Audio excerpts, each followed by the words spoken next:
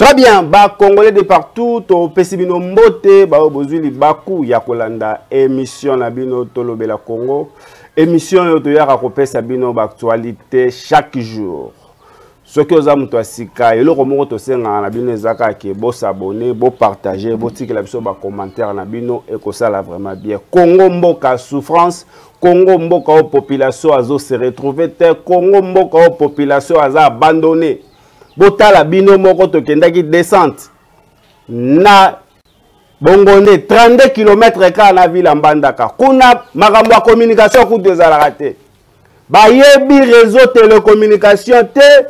bayebi régie des hôtels boka mama ndenge azoloba okenda mama Mbote Mbote papa comment on mama Songo boni to nazali mambo papa bozo vivre ndenge ba to vivre la vie en passe ya monyoko ya bilanga tozo vivre la vie en passe ya bilanga soko salilanga to kolia te kolia mabe kotanga bana mabe papa toza komona en passe mosala musu ezalaka te ka bilanga toza mosala musu te ka bilanga be bilanga soko kelanga te bokuva na nzala obe mpondu mai mabe to komela mai ya mabe toza na pompi te toza komona en passe régie des ezalaka ezali awa te na bana biso nkombo wana bayebi te bayebi régie des bayebi te courant pezaka courant ezali te be mwana na lampade yo boyela biso obe kune pa otozaka na yango te molili kaka yoko abetwa na bideo ba lipe ni ba ko bisa mokonzi te po to ka pe malobo yango ya biso te bo to koloba ndeni bolingi basalela binoni tolingi basalela biso makambo abati ya biso ba pompe to me akamai bati ya biso ba minda ndenge tozaka molili kwa banyama boyi te alors bo accompagner nga na mona place botoka mai tokenda papa mama lobi bango kutu régie des eaux bayebi yango te baza na mai ya komela te tokendaki descente tibi koro kuna kutu bato musu baoloba chef de l'état bayebi ata kombo na ete eza pasi pona bakonzi na biso il faut bo s'impliquer personnellement na ba congolais bako vivre na kati botala ba paisible citoyen ndenge bazo vivre na pasi na kati ya Congo aho ezaka 32 km na ville Mbandaka alors bato babali na Kinshasa kutu courant obosana mai kutu ezalaka te bambango bayibaki pona forage 145 territoires ya chef de l'état botala bino moko botala bino moko solution botala bino moko réponse botala bino boyoka o ba maman o bazolo beza passe alors lelo to yambi mosali na Nzambe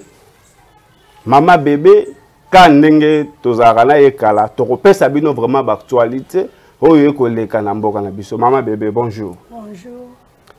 alors mama bébé Congo mboka na yo Congo passe chaque jour tandis que Congolais qui vivent na passe c'est ça faute to sambela bien te faute ya bakambi to pe bino bate liboko te ya bien te poto bongo na motema Congolais bon vraiment la CP na motuna na monsieur les journalistes kaka nde na lobaka liboso vraiment na pamboli Nzambe pona émission na biso ya mbala misato ya kosala très bien vraiment motuna no eza malamu oyo tuningai soki vraiment Congo ezobonga te eza pona bakambi te eza pona basai na Nzambe te eza nde ebele na bato vraiment tozobanga Nzambe te lokwa tozobanga Nzambe te nde bolozi ezongala soit ba souffrance ezomata vraiment soki biso so tobangi Nzambe pe tosali Nzambe na bosolo nde Nzambe akosala ke mokolo moko Congo na biso ebonga. Alors est-ce que Congo vraiment Congo ebonga soki tobangi Nzambe soki totosi makomi ya Nzambe est-ce que Congo ekobonga na losambo chaque jour ba prière chaque jour losambo bato pe bako kenda misala te est-ce que za faute te ya bino basali na Nzambe bozo te ya bato loba bien te eza faute ya basali na Nzambe te mais kaka nde na ebisa keke kobanga Nzambe ezali bandeli ya mayele très bien vraiment soki tobangi Nzambe soki tosaleli Nzambe lokola tozobondela Nzambe Nzambe nde akoaccompagner biso vraiment na ebi na Bible ezaki na roi moko azaki mokonzi roi Salomo vraiment azaki mokonzi mais ye na bokonzi na ye vraiment abangaki Nzambe pe asalelaki Nzambe c'est pour ça na bokonzi na Nzambe apesaki toujours mayele ya kokamba et puis na bokonzi na ti le nde tozoloba bo ezata na mutu moko asa exemple ya malamu lokola ete vraiment kobanga Nzambe eza malamu koleka makambo très bien alors pasteur Baruti oyo Aza motei monene ya Baruti Tabernacle toko souhaiter ba mes condoléances na toko présenter ba mes condoléances na bandeko nyonso ba branamiste nyonso ya Baruti Tabernacle mama bébé auta ekotika biso est-ce que oyebaki personnellement Vraiment na sepeli vraiment na motuna na yo papa baruti na ebie na mona vraiment yebo ete me na ebie mbala moko yaka na mbandaka vraiment na sepelaka na papa wana et surtout loko ateyaka Yesu lokola nkolo pe mobikisi. Très bien. Vraiment na bi molimo mosai na Nzambe ezopema na kimia vraiment aza mosai na Nzambe na ebi ke mission na ye esuki na se na moi na ebi ke bisika azali vraiment azopema na kimia na bolingo na Nzambe. Vraiment Nzamba lola apambola papa na biso na mosa monene oya salaki na se na moi. Est-ce que mutu vraiment oya za normal parce que balobi bato akisika nde baye barake liwana nge komi pene na kokufa lobi. Est-ce que mosala Nzambe pa ko yeba ke mission na ngai komi na suka na za proche ya kokufa? Bon, muta koki koyeba eza kaka ba magicien soit ba ozikrisie ba yeba te. Eza mutu nyonso wazo banga Nzamba koki koyeba. Pourquoi soki na lobi bongo po Yesu lokola Nzambe ayeba ke vraiment nga na ye na mokilo et puis moment moko na kokufa. Eza ndenge moko pe pona biso bato. Sika problème esaka mabe pona biso bato okomona mutu era botami era zokola azoyeba penza objectif ne na se na moyo te. Très bien. Mission na ya azoyeba ngote. Oro mutu nyonso ndenge totika mlola toya na se na moyo mutu na mutu aza na mission na ye na se na moyo. Dès que mutu azo vivre esengeli koyeba ke mission na nga na se na moyo eza nini. Et puis mosala nini o nga na ya kosala na se na moyo. Vraiment soko zobondela Nzambe ne Nzambe akoyebisa yo akopesa yo basigne. Kaka nde makomi ebisi biso tekeza na loko moko koko komela libota na Nzambe to pe mwana Nzambe te seke ngai Nzambe nazanga koloba pe nazanga kolakisa. C'est pour cela ezaka ba scientiste te. Vraiment ba scientiste ba devansa biso ba yebaka makambo na ke na kokufa na bevenema bo na bevenema bo mais pas na biso ba Christ loka tozaka ignora to yebaka vraiment makambo na tende saka ke distraction makase mema biso mutoye azotambola kana loenge na mokili azoyeba te nini akoki kosala na mokili ayebi te nini anga akoki kosala nde esalaka kite. Ils ont créé débat ce dernier temps. Une vidéo est comme virale dans les réseaux sociaux. Dernière vidéo, il y a Pasteur Barouti ou alobaki mission nanga esili tokokuta na lo la balobi aza Nzambe te balobi mosali na Nzambe ou bien moto aza normal la ko yeba mokolo kokufa te mama bébé. Est-ce que yo pe ko yeba mokolo kokufa? Vraiment eko créer scandale te pona batu vraiment baza ignora kande na utai koloba. Vraiment mutu nyonso nakopesa exemple ya ngai moko. Très bien. Ere na botami ere na bandi kokola ere na bandi ko kota ko sekine na makambo ya Nzambe. Ere nga na bandi ko bondela Nzambe. Nzamba bandi ko ebisanga lolenge ni na kosala na mokilo. Abandi ko orienter nga bandi ko tambwisanga pe azana makambo apesanga alobelanga alobala ke soki okomi na mwabo soki okomi soit na étape bo eza étape na yo ozokena na fin mission. Kana banga be eza na mutu nyonso aza na mission na se na moyo. Soko za na mission na se na moyo soko koti déjà na mission na toroko bake moi to pe mokola kufa ebanite. Mais be preuve ya kufa to pe bisika bilembo ya kufa o moto ko yeba ezali. Donc yo pendengo za boiso komi na suka mission na on koyeba kete mission na ngai komi na suka misiko na ko kende to kutana lola. Bon likamba lola vraiment na ko tango à part parce que likamba sali eza likambo Nzambe moko ayebi yango. Na ko koloba te kende na za mosai na Nzambe bokelobi na nga na kozala na lola vraiment eza likambo sali wana Nzambe ayebi yango. Mais na zone ndimisa makendenge nga na zabo ndenge na zo servir Nzambe nanga na yebi mikolo Nzambe akatela nga na se na moi. Ata déterminant yango te mais na yebi ke ndenge nga na zo kota bo. Et surtout na kopesa témoignage muke na lobango même na bana ngai. Na bi vraiment Nzambe tina nga na bala na bota na sala na bai na boti na sali mais na mosala Nzambe ndo nga na kokena kokufa na ngo. Ça fait ndenge ministère na nga na zokota na ngobo. Eza soki kaka eza compris dès que mission na nge kosila na koina nga kokufa pe na ke kopema na nga na kimia. Voilà yebi ke mission na nga komi na suka. Na yebi ke mission na nge komi na suka na yebi ke oyo nga na iko sana se na moi esili. Na kopesa exemple moke Yesu Masia. Azaki na mission atika kilola juste pour na kokangola e ya salaki mosala na enyoso ya salaki akangola ki to biba miracle nini o Yesu asalaki mais loka mission ne komaki na suka sengela ki akufa ndo moni Yesu Masia akufaki vraiment pour na kobake muta e baka kufa na ete ezaka ka ba ignorance ya bato et puis kozanga vraiment ko bondela nde saka ke mutu aye bateke akokufa swati akokomisa to pe mokolo ku lelo bana na Nzambe bakomi na bulungano bana na Nzambe hiki ke koti na kata bana na Nzambe bazoye balisusu te epa ya nani nde tokenda kobondela epa ya pasteur nani nde tokenda kobondela na église nini tokenda kokota église lelo ezomema bana na Nzambe na lola te. Église et comme place moko ya divertissement, église et comme place moko ya makiona ba prophétie à l'okuta. Alors mama bébé tokoye ba ko distinguer mosala nzambe ya solo to pe na église ya solo ndenge nini.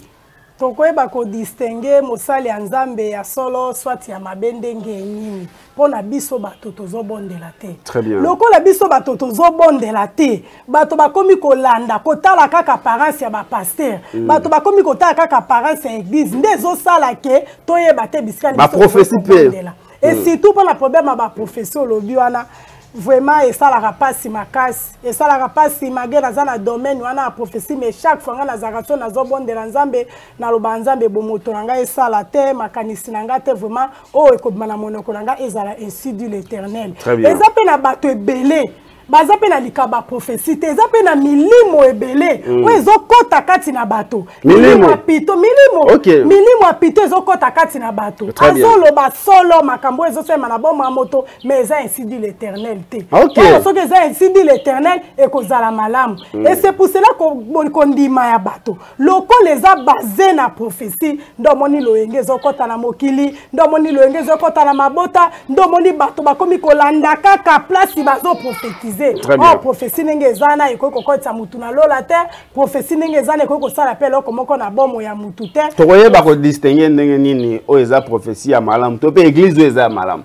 Bon okoye bandenge nini ko distinguer que église o eza malamu soit eza mabe esengeli kaka ko bondela. Vraiment soki to bondeli nzamba lola ke nzambe ngana lingi na bondela yo vraiment la kisanga iskani ngana ko bondela nzamba ko la kisayo nako pe exemple moke par exemple au sambela ka soit na catholique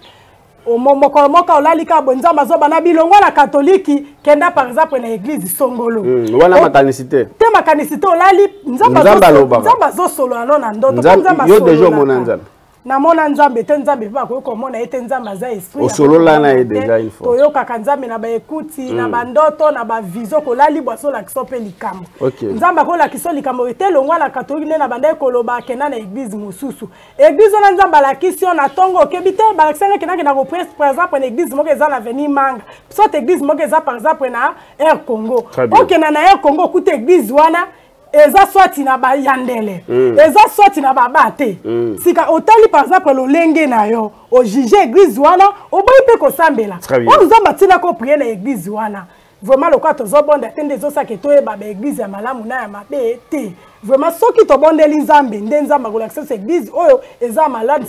malamu soit eza mabe. Est-ce que église ya lelo ezo mema bana na nzambe na lola ezo mema bana na nzambe vers lola?